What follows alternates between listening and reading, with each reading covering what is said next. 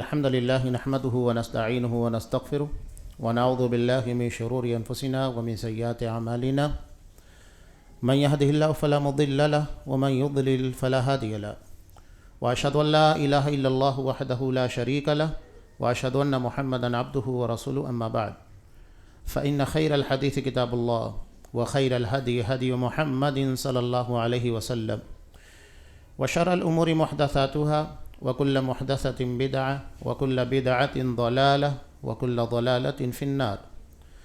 أعوذ بالله السميع العليم من الشيطان الرجيم. بسم الله الرحمن الرحيم. يا أيها الذين آمنوا اتقوا الله حق تقاته ولا تموتن إلا وأنتم مسلمون. يا أيها الناس اتقوا ربكم الذي خلقكم من نفس واحدة وخلق منها زوجها وبث منهما رجالا كثيرا ونساء واتقوا الله الذي تساءلون به والأرحام إن الله كان عليكم رقيبا. يا أيها الذين آمنوا اتقوا الله وقولوا قولا سديدا يصلح لكم أعمالكم ويغفر لكم ذنوبكم ومن يطع الله ورسوله فقد فاز فوزا عظيما. وقال النبي صلى الله عليه وسلم دعوات المكروب اللهم رحمتك أرجو فلا تكلني إلى نفسي طرفة عين وأصلح لي شأني كله لا إله إلا أنت. رواہ ابو داؤد فی کتاب النوم. تمام قسم کی تعریفات اللہ رب العالمین وحدہ لا شریک کے لائق و زیبا ہیں جو ساری کائنات کا تنہا خالق و مالک ہے، اور بے شمار درود و سلام ہوں اللہ کے آخری نبی جناب کریم محمد رسول اللہ صلی اللہ علیہ وسلم کی ذات مقدسہ پر. محترم حاضرین،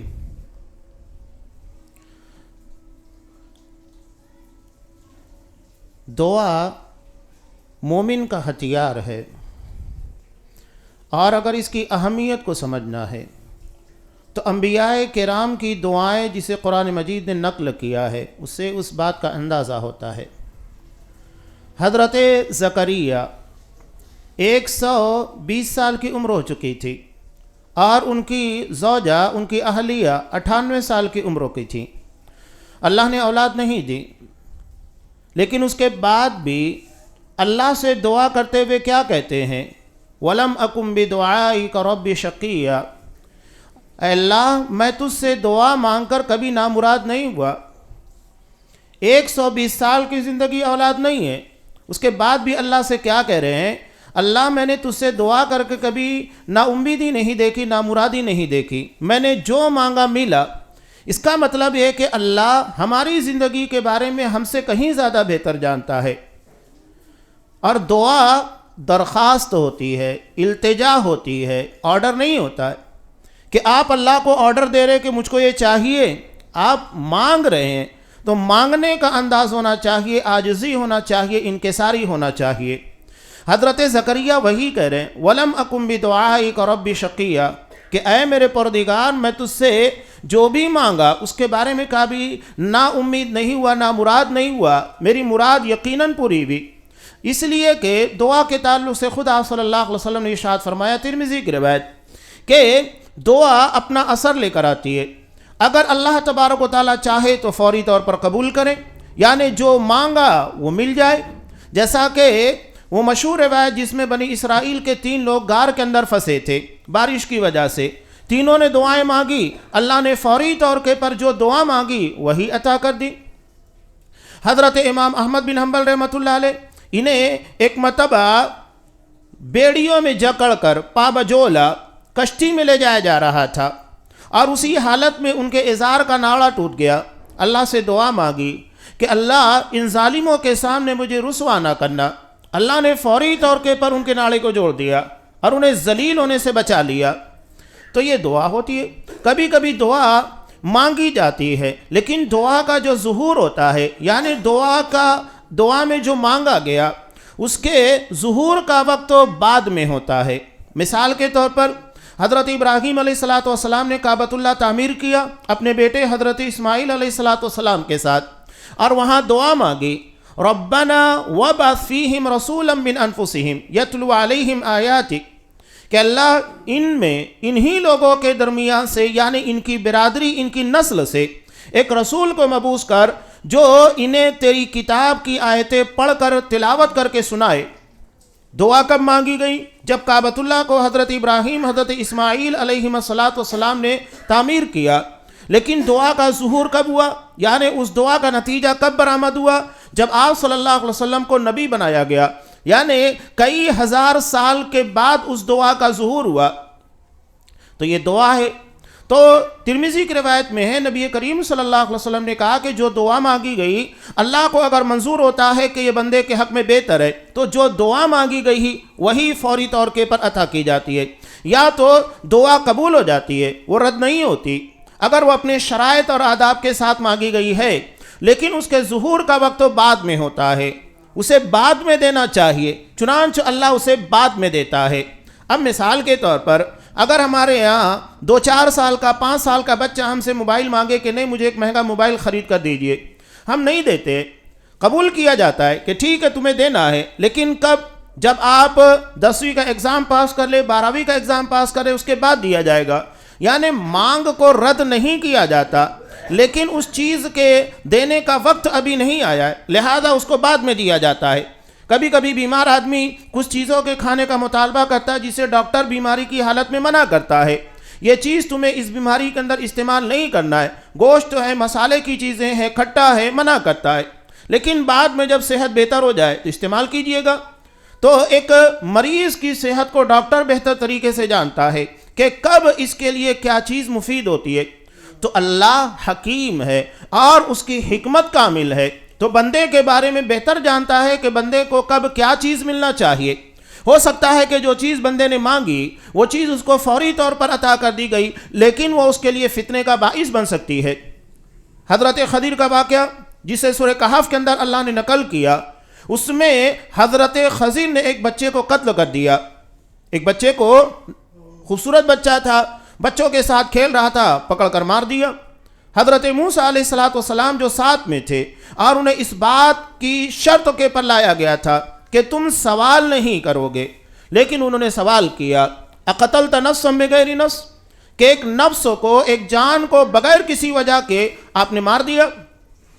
بعد میں حضرت خضر نے اس چیز کو بیان کیا کہ اس کے ماں باپ نیک تھے، فخشینا ان یرہقہما طغیانا وکفرا، تو ہمیں اس بات کا ڈر محسوس ہوا کہ کہیں یہ بچہ آگے چل کر اپنے ماں باپ کے ایمان کی راہ میں رکاوٹ نہ بن جائے اور انہیں کفر اور الحاد کی طرف نہ لے کر چلا جائے۔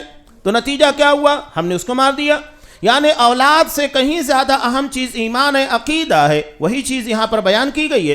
تو اگر اللہ ہماری زندگی میں کبھی کوئی ایسی چیز جو ہماری چاہت ہوتی ہے، ہماری ضرورت ہوتی ہے، ہم سے محروم کر دیتا ہے، وہ چیز ہماری زندگی سے چھین لی جاتی ہے، سلب کر لی جاتی ہے، تو دراصل اس کا لیا جانا ہی بہتر ہوتا ہے کہ کہیں وہ چیز آگے چلنے کے بعد ہمارے لیے مشکلات اور پریشانیاں نہ پیدا کرے۔ تو اللہ بہتر جانتا ہے، لہذا اللہ کے پر بھروسہ اور یقین کامل ہونا چاہیے۔ وہ ہماری زندگی کے اندر جو بھی فیصلے کرتا ہے، کوئی فیصلہ عدل کے خلاف نہیں ہوتا ہے۔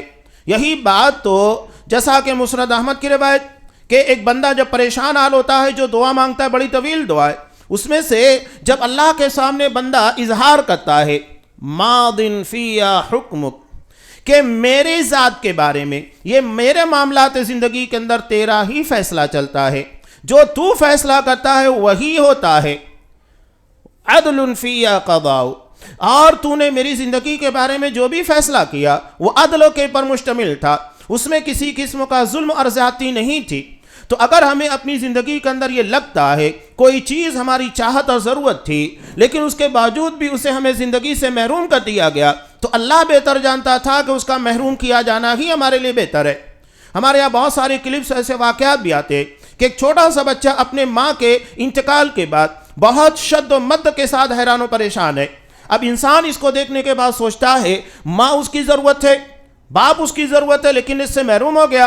تو اللہ بہتر جانتا ہے کہ اس بچے کا اسی حالت میں رہنا اس کے لیے بہتر ہے۔ یہ اللہ کی حکمت کاملہ ہے۔ انسانی زندگی بلکہ کائنات کے تمام امور کے اندر تدبر کرنے والا اور تصرف کرنے والا صرف اللہ تبارک و تعالیٰ ہے، اور کسی کو اللہ کے فیصلوں کے بارے میں اعتراض کرنے کا حق نہیں دیا گیا۔ لا يسأل عما يفعل وهم يسألون۔ سوال اللہ سے نہیں ہوگا، سوال بندوں سے ہوگا، اس لیے کہ وہ مالک ہے، ہم مملوک ہیں۔ کبھی بھی مالک سے سوال نہیں ہوگا، مالک کو اپنی ملکیت میں تصرف کرنے کا پورا حق حاصل ہوتا ہے۔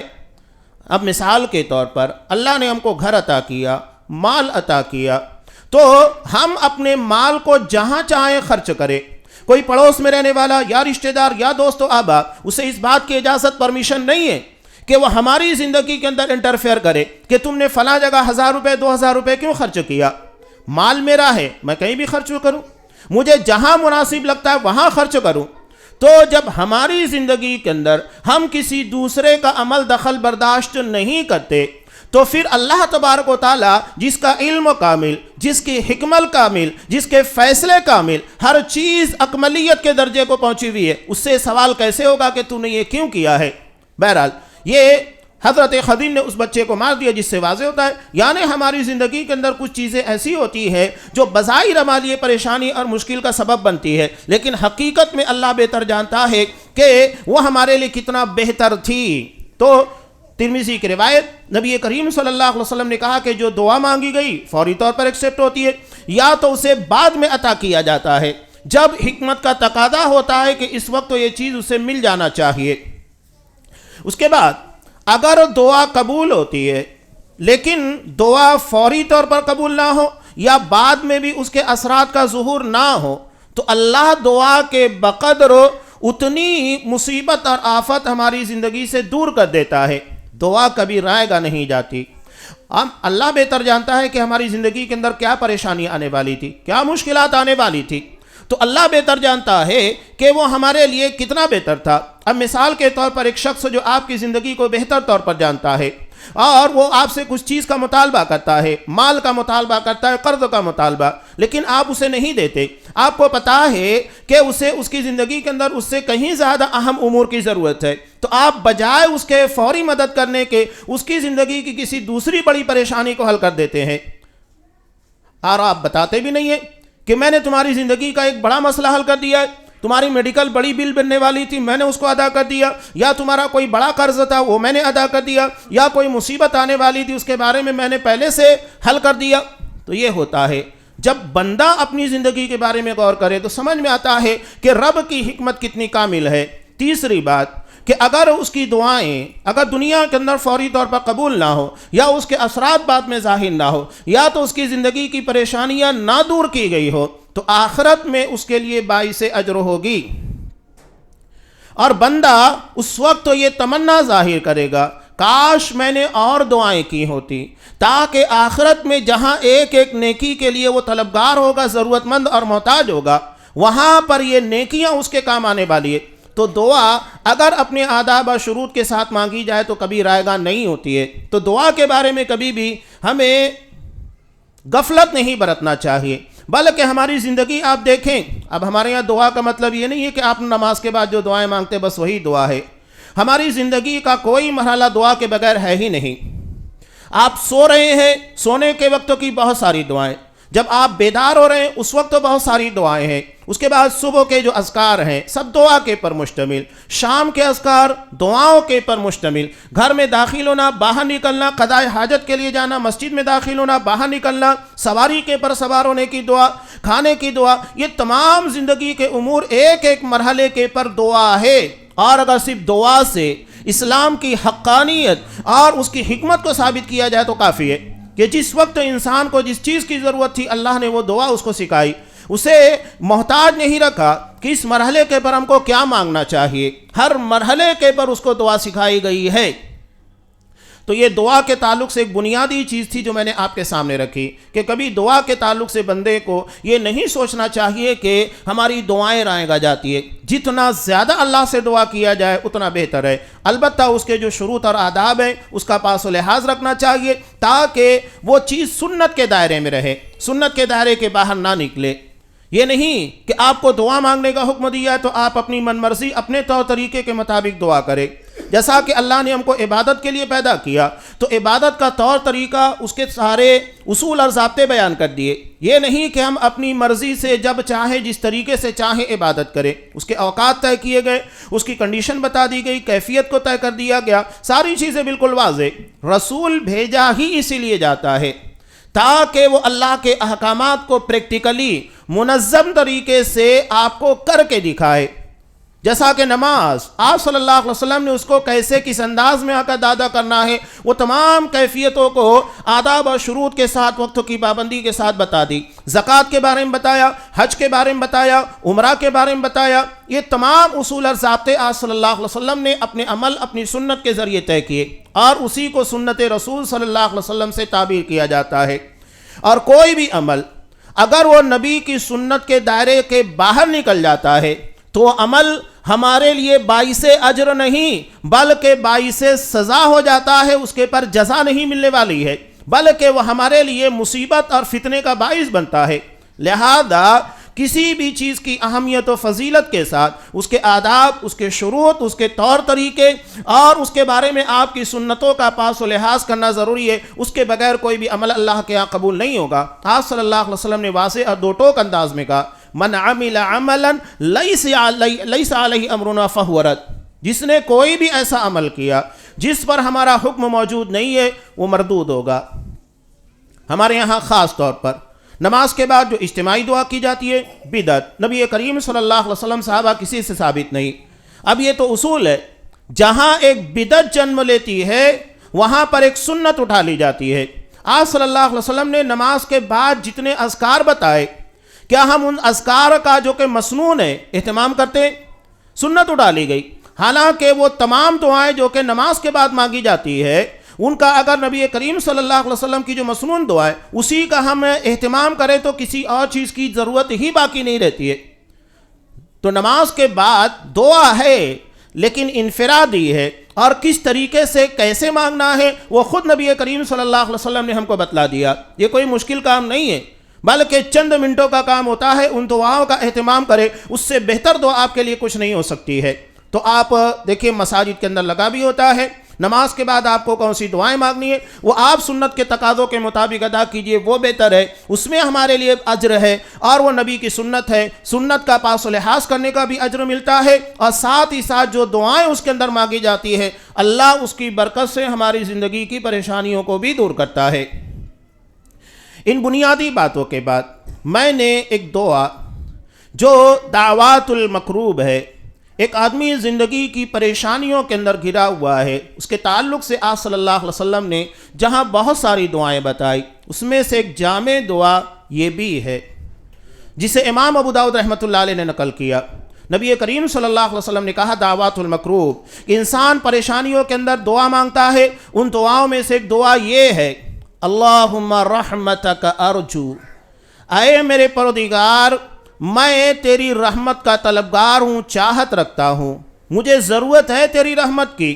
فلا تکلنی الی نفسی طرفۃ عین, بس تو مجھے میرے نفس کے حوالے ایک لمحے کے لیے بھی نہ کرنا. واصلح لی شانی کلہ, میرے تمام امور کو درست کر دے. لا الہ الا انت, تیرے علاوہ کوئی معبود نہیں ہے. یہ دعا ہے بہت ہی جامع اور شاندار دعا. سب سے پہلی چیز جو اس دعا کے اندر مانگی گئی اللہ کی رحمت. انسان اللہ کی رحمت کا ہر لمحہ محتاج ہے, اور خاص طور سے جمعہ کے دن رحمت کا ایک بہت بڑا ذریعہ اللہ نے درود شریف کو رکھا ہے. بخاری مسلم دونوں کی روایت ہے کہ من صلی علیہ واحدہ, جو میرے پر ایک مرتبہ درود بھیجتا ہے صلی اللہ علیہ بعشرہ, تو اللہ اس کی وجہ سے اس کے پر 10 مرتبہ رحمت نازل کرتا ہے. نبی کے پر ایک مرتبہ درود بھیجے جانے سے ہماری زندگی میں اللہ کی طرف سے 10 مرتبہ رحمت نازل ہوتی ہے. یہ اللہ کے ہاں اصول ہے, ایک نیکی کا صلہ کم سے کم 10 گنا دیا جاتا ہے. تو اس بنیاد کے پر ایک درود کا صلہ ہمارے لیے 10 نیکیوں کی شکل میں, رحمت کی شکل میں نازل ہوتا ہے. اور جمعہ کے دن خاص طور کے پر آپ صلی اللہ علیہ وسلم کے پر کثرت سے درود پڑھنے کا حکم دیا گیا ہے. تو کثرت سے اس کا اہتمام کرنا چاہیے. یہ اللہ کی رحمت کے ظہور اور نزول کا ذریعہ ہے کہ اللہ کے نبی کے پر جنہوں نے اللہ کا دین ہم تک پہنچایا اور عملی طور کے پر ان تمام تقاضوں کو پورا کر کے دکھایا جو اللہ کے دین کے اندر بیان کیا گیا، اللہ کے دین کے احکامات کو عملی طور کے پر ہمارے پر پیش کیا۔ تو یہ آپ صلی اللہ علیہ وسلم ذریعہ ہیں، واسطہ ہیں، لہذا آپ کے پر درود پڑھنا، اللہ کی رحمتوں کے نزول کی دعا کرنا ایک مومن کے لیے سب سے زیادہ اہم ہے۔ ایک صحابی نے بلکہ اپنی دعا کے تعلق سے آپ صلی اللہ علیہ وسلم سے پوچھا کہ اللہ کے رسول یہ بتائیے میں اپنی دعا میں آپ کے لیے درود کا کتنا حصہ رکھوں؟ 1/3؟ کہا کہ اس سے زیادہ کرو تو بہتر ہے۔ کہا کہ آدھا؟ تو کہا کہ اس سے زیادہ کرو تو بہتر ہے۔ کہا کہ 2/3 یعنی 2/3؟ تو کہا کہ بہتر ہے، لیکن اس سے زیادہ تو اور اچھا ہے۔ تو نے کہا کہ ٹھیک ہے، میں اپنی پوری دعا ہی نبی کریم صلی اللہ علیہ وسلم کے پر درود کے لیے خاص کر دوں گا۔ کہا کہ یہ تو سب سے زیادہ بہتر ہے۔ دعا دیکھیے، ہمارے ہاں دعا یہ سمجھتے ہیں کہ ہماری زندگی کے ایک ایک مسائل کو رکھا جائے، یہ مسئلہ ہے، یہ مسئلہ ہے، یہ مسئلہ ہے۔ اللہ حکیم ہے، وہ ہماری زندگی کے معاملات کو جتنے بہتر طریقے سے جانتا ہے، ہم نہیں جانتے۔ اب میں ایک مثال آپ کے سامنے دے رہا ہوں، اور اس کے پر میں نے خطبات بھی دیے۔ ایک ہی دعا، یعنی ایک ہی دعا کے پر اگر بات کی جائے تو پورا ایک خطبہ آ جاتا ہے۔ حضرت موسیٰ علیہ السلام، انہوں نے غلطی سے قبطی کو مارا جو کہ ایک بنی اسرائیلی سے جھگڑا کر رہا تھا، نتیجہ یہ ہوا کہ اس کی موت واقع ہو گئی۔ حضرت موسیٰ علیہ السلام کا یہ معاملہ انجانے میں ہوا، انہوں نے جان بوجھ کر نہیں کیا، اللہ سے دعا مانگی، اللہ سے توبہ استغفار کیا، اللہ نے قبول کیا، ان کے گناہ کو معاف کر دیا۔ اور یہ اس وقت تو نبی نہیں بنائے گئے تھے، یہ نبوت سے پہلے کا معاملہ ہے۔ اس کے بعد دوسرے دن یہ چرچا ہونے لگی اور راز کھل گیا کہ اس قبطی کو مارنے والے حضرت موسیٰ ہیں، اور فرعون کے دربار کے اندر یہ چرچا ہونے لگی کہ قتل کے بدلے میں موسیٰ کو قتل کر دیا جائے۔ اب دربار میں ایک خیر خواہ جو حضرت موسیٰ علیہ السلام کا ناصح تھا، اس نے آ کر خبر دی موسیٰ فوری طور کے پر مصر سے باہر نکل جاؤ۔ حضرت موسیٰ علیہ السلام بغیر کسی سوچ و وچار کے فوری طور کے پر نکلے کہ اگر میں یہاں رکتا ہوں مجھے پکڑ کر قتل کر دیا جائے گا۔ چنانچہ وہاں سے نکلے، ایک لمبی دوری طے کرتے ہوئے بے سر و سامانی کے عالم میں مدین پہنچے۔ مدین پہنچنے کے بعد اب ان کی زندگی کے اندر کتنے پرابلم سے تھے۔ سب سے بڑا مسئلہ یہ تھا کہ فرعون اور اس کے ہرکاروں سے اپنے آپ کو محفوظ رکھنا، یہ سب سے بڑا مسئلہ تھا، اپنے جان کا تحفظ، یہ ایک بڑا مسئلہ تھا۔ انجان شہر میں کھانے پینے رہنے سہنے کی ضرورت تھی، اور تیسری اہم ضرورت جوان تھے، جوانی کی بنیاد کے پر انہیں ایک زوجہ کی، بیوی کی ضرورت تھی۔ اب یہ ساری ضرورتوں کو سامنے رکھتے ہوئے کیا دعا کریں گے آپ؟ ایک بندہ کیا دعا کرے گا؟ قرآن نے ایک جامع اور مختصر دعا بتائی۔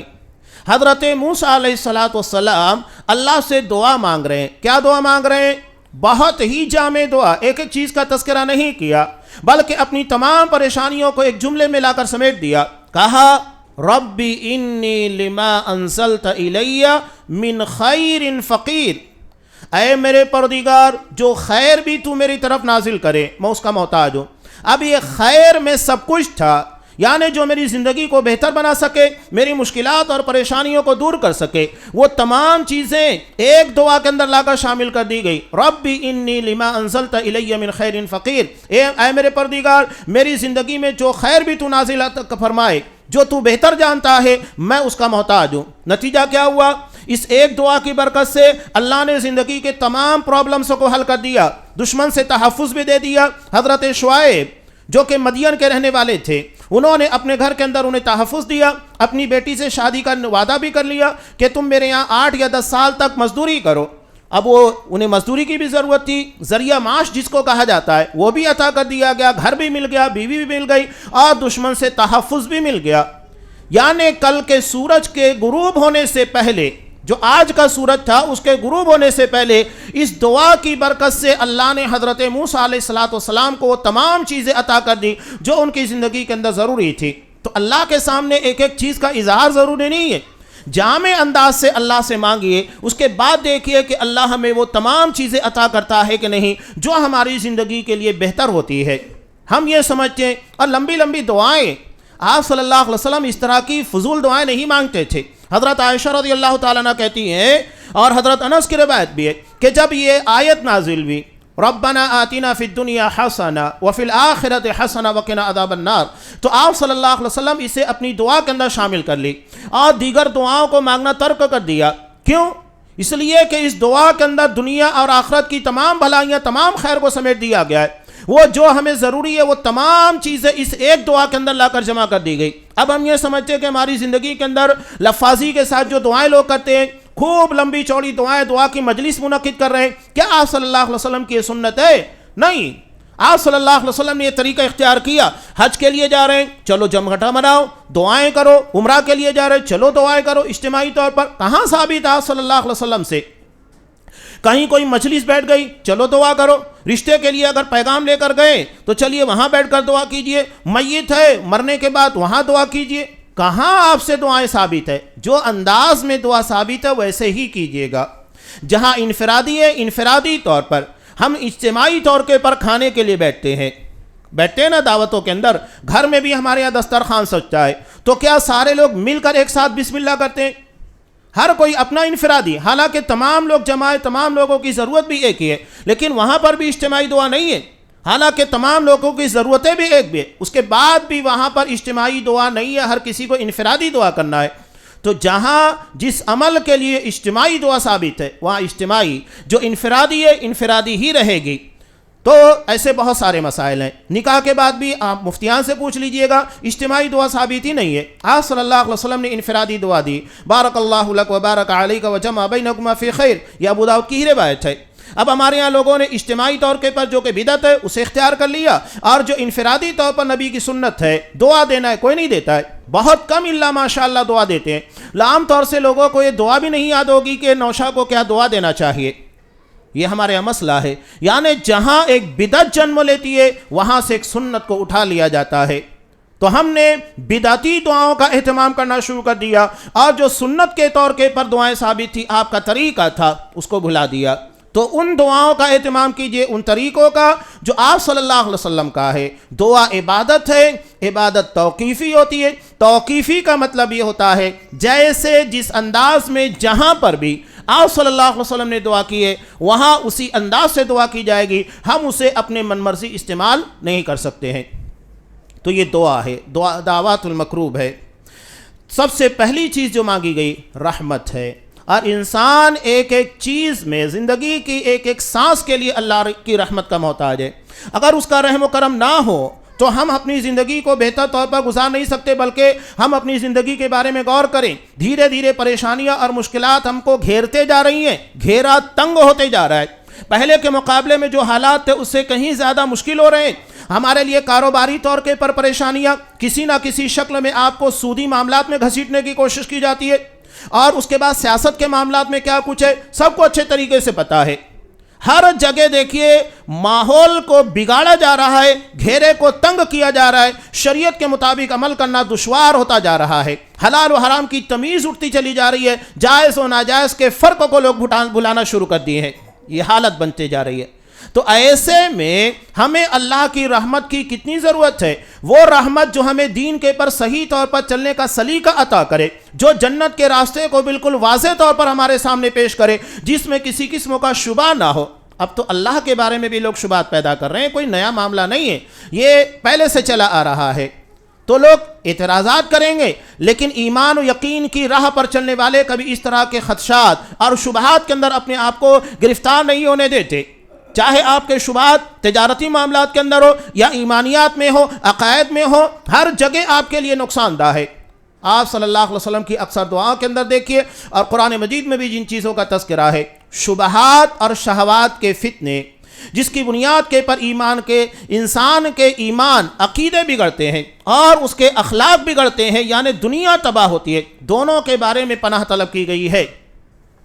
شبہات کا جواب کیا ہے؟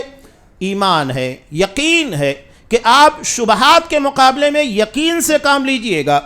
اسی لیے تو آپ صلی اللہ علیہ وسلم نے کہا مسلم کی روایت میں کہ شیطان آتا ہے آپ کو صحیح راستے سے غلط راستے کی طرف لے جانے کے لیے، اور کہتا ہے کہ فلاں چیز کو اللہ نے پیدا کیا، اس چیز کو اللہ نے پیدا کیا۔ صحیح ہے، بندہ تو کہتا ہے کہ ہاں اللہ نے پیدا کیا، پھر وہ آخری موڑ پر لے جا کر آپ کو گمراہ کرتا ہے، اور آپ کے ذہن و دماغ کے اندر یہ وسوسہ ڈالتا ہے کہ پھر اللہ کو کس نے پیدا کیا۔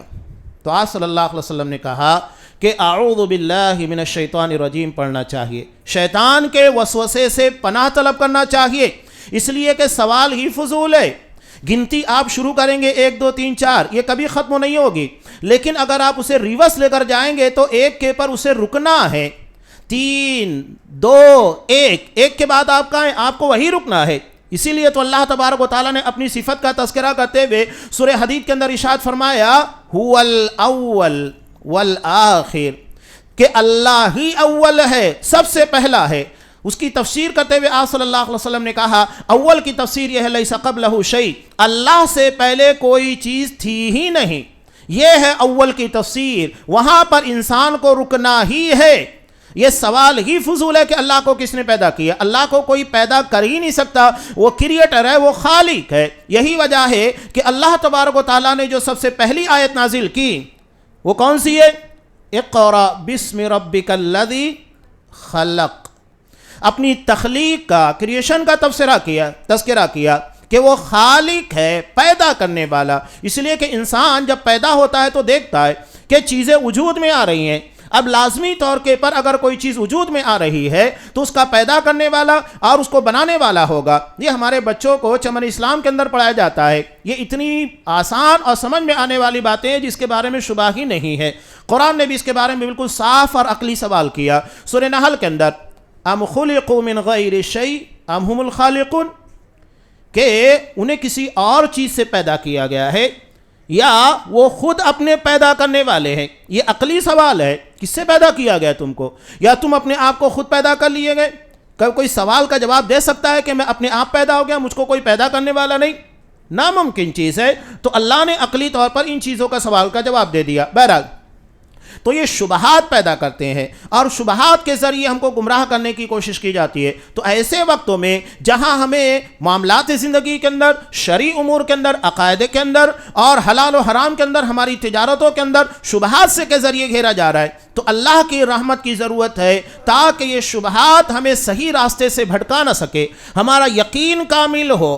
علامہ ابن قیم رحمۃ اللہ علیہ ایک بہت پیاری بات کہتے ہیں اہدنا الصراط المستقیم کی تفسیر کے اندر، کہ جب ہم اللہ سے دعا مانگتے ہیں کہ اللہ ہم کو سیدھے راستے کی توفیق دے، اس کے پر چلا، صحیح راستہ بتا، صحیح راستے پر چلا، دونوں چیزیں ضروری ہے۔ جب آپ کو صحیح راستے کا علم ہوگا تبھی تو اس کے پر چلیں گے نا۔ جب تک آپ کو علم نہیں ہے تو آپ کیسے چلیں گے؟ آپ کو مثال کے طور پر ممبئی جانا ہے، جب تک آپ کو راستے کا علم نہیں ہوگا تو آپ جائیں گے کیسے؟ سواری کا علم نہیں ہوگا کہ کون سی گاڑی مجھ کو کہاں لے کر جائے گی تو آپ جائیں گے کیسے؟ تو پہلے صحیح راستے کا علم ہونا اور پھر اس کے پر چلنے کی توفیق ملنا، دونوں ضروری ہے۔ تو یہاں اہدنا الصراط المستقیم کی تفسیر کے اندر وہ بیان کرتے ہیں مثال دیتے ہوئے کہ ہرن جو ہوتا ہے یہ جنگلی کتے سے رفتار میں زیادہ ہوتا ہے، اس کی رفتار زیادہ ہوتی ہے، لیکن ہرن کی ایک غفلت ہوتی ہے کہ وہ دوڑتے وقت تو پلٹ کر تھوڑا سا دیکھتا بھی ہے کہ کہیں کتا میرے قریب تو نہیں آ گیا، اور یہی اس کی رفتار، یعنی وہ اپنی راہ میں چلتے ہوئے شبہات کا شکار ہوتی ہے، جس کی بنیاد کے پر اس کی رفتار میں کمی واقع ہوتی ہے اور اس کے بعد شکاری کتا آ کر اس کو پکڑ لیتا ہے۔ یعنی شبہات جہاں پیدا ہوئے ہماری رفتار، ہمارے چلنے کے اندر فرق پیدا ہوگا۔ جب ہم ایمان اور یقین کی شاہراہ کے پر، جسے دین اسلام سے تعبیر کیا جاتا ہے، چلتے ہیں تو یہاں پر شبہات نہیں ہونا چاہیے، ڈاؤٹس نہیں ہونا چاہیے، نہ اللہ کے بارے میں، نہ رسول کے بارے میں، نہ قرآن کے بارے میں، نہ فرشتوں کے بارے میں، نہ آخرت کے بارے میں، نہ تقدیر کے بارے میں کہیں شبہ نہیں ہونا چاہیے۔ اگر کسی جگہ بندہ شبہ کا شکار ہوا، اس کا ایمان متزلزل ہوگا اور یہیں سے شیطان اس کو اچک کر لے کر جاتا ہے۔ یہ ایمان اور یقین کی شاہراہ ہے۔ بتا دیا اگر غیبیات کا مزہ ہی اسی کے اندر ہے۔ اگر آپ کو تمام چیزیں سامنے لا کر بتا دی جائے، اس کے بعد کیا ہے؟ اس کو تو کافر کو بھی ماننا ہے۔ اگر فرشتے تمام لوگوں کو نظر آنے لگ جائیں اور اس کے بعد مطالبہ کیا جائے ایمان بالغیب کا، تو کہاں؟ وہ تو کافر بھی مانے گا کہ ہاں یہ موجود ہے۔ سورج کا دنیا میں کون انکار کرتا ہے؟ دنیا کی تمام مخلوق دیکھ رہی ہے کہ سورج ہے، اس کا انکار کون کرے گا؟ وہ بالغیب نہیں ہے، وہ تو بالمشاہدہ ہے، ہماری نظروں کے سامنے۔ لیکن ہم سے بالغیب کا مطالبہ کیا جاتا ہے کہ اتنا یقین ہو کہ تمہیں بتا دیا گیا، تو جس طرح تمہیں سورج کے بارے میں کوئی شبہ نہیں ہوتا ہے، اس طرح تمہیں اللہ کی غیبیات کے بارے میں، یعنی وہ چیزیں جو تمہیں نظر نہیں آتی ہے، اس کے پر بھی یقین کامل ہونا چاہیے۔ بہت سارے شبہات ہیں جو ہمارے ارد گرد آ رہے ہیں۔ ایسے میں اللہ کی رحمت کو طلب کرنا کہ ہم اللہ کی رحمت کے دائرے میں رہیں، کوئی شبہ ہمارے ایمان و یقین کو متزلزل نہ کر سکے، یہ سب سے اہم ضرورت ہے۔ اور رحمت ہمیں اسی وقت نصیب ہوگی جب ہم اللہ سے مانگیں گے، اور مانگنے کے بعد اس طرح کے فتنوں سے ہم کو بچایا جا سکے۔ ایمان اور عقیدہ ہماری زندگی کا سب سے اہم اور بنیادی عنصر ہے۔ اس کے بعد جو دعا کا دوسرا حصہ ہے کہ اللہم رحمتک ارجو فلا تکلنی الی نفسی طرفۃ عین، کہ اے میرے پروردگار مجھے اپنے نفس کے حوالے ایک لمحے کے لیے نہ کرنا، کہ میں تیرے دین اور تیری شریعت سے ہٹ کر اپنے آپ کے پر آ جاؤں، بے قابو ہو جاؤں۔ اس لیے کہ انسان جب اپنے نفس کے حوالے کیا جاتا ہے تبھی اس کی زندگی کے اندر مسائل پیدا ہوتے ہیں۔ اور انسان بڑا عجیب و غریب ہے، شیطان کو ہماری پیدائش کے پہلے پتہ تھا۔ مسلم کی روایت ہے حضرت انس رضی اللہ تعالیٰ عنہ سے مروی کہ جب اللہ نے حضرت آدم علیہ السلام کا پتلا بنایا اور اسے ایک مدت کے لیے سوکھنے کے لیے چھوڑ دیا، تو ابلیس جنت میں رہتا تھا، وہ فجعل یطوف بی، اس پتلے کے ارد گرد چکر لگانے لگا، راؤنڈ مارنے لگا۔ اس کے بعد وہ اندر بھی داخل ہوا، آخر میں اس نے اسے بجا کر دیکھا تو کھن کھن کی آواز آئی، جیسا کہ مٹکے سے آواز آتی ہے۔ اس کا مطلب اندر کوئی چیز خالی ہے۔ مٹکا اگر بالکل بھرا ہوا ہے آواز جدا ہوگی، لیکن اگر مٹکا خالی ہوگا تو کھنکھناہٹ کی آواز آئے گی۔ تو آواز اس بات کی علامت تھی کہ یہ اندر سے کھوکھلا ہے۔ تو اس نے ایک جملہ کہا تھا، ہمارا دشمن ہمارے بارے میں کتنا بہتر جانتا ہے۔ اس نے ایک جملہ کہا، ان اللہ خلق خلقا لا یتمال، کہ اللہ نے ایک ایسی مخلوق کو پیدا کیا ہے جسے اپنے آپ پر قابو نہیں ہوگا۔